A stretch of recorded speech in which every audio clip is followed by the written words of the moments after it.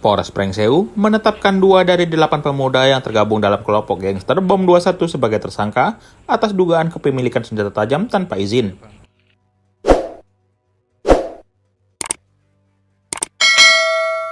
Kelompok gangster tersebut kerap terlibat dalam aksi tawuran antar geng yang meresahkan masyarakat Prengseu. Kedua tersangka tersebut adalah Ridho Anggara, 18 tahun warga Pekon Bumi Ratu, Kecamatan Pagelaran, dan Wahyu Mustafa, 19 tahun warga Kelurahan Prengseu Selatan, Kecamatan Prengseu.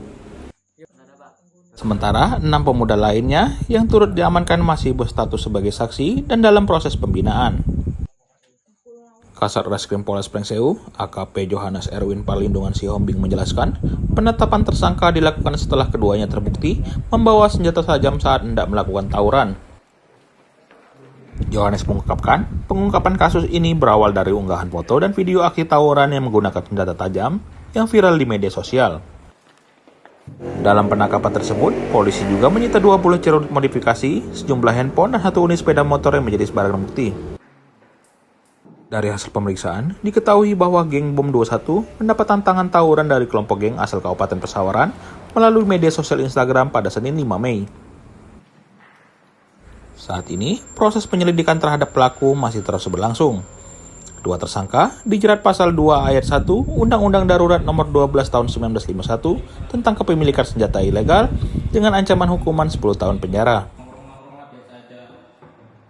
Meski baru menetapkan 2 tersangka, pihaknya tidak menutup kemungkinan adanya penambahan tersangka baru. Penetapan tersangka ini merupakan bentuk komitmen Polres Prengseu dalam menindak tegas aksi premanisme dan kejahatan di jalanan. Ia juga menambahkan, penindakan ini merupakan langkah strategis untuk memberantas masalah sosial yang dapat menghambat kemajuan daerah serta menumbuhkan rasa aman di tengah masyarakat. Dari Kabupaten Prengseu, Okin Rajaya melaporkan.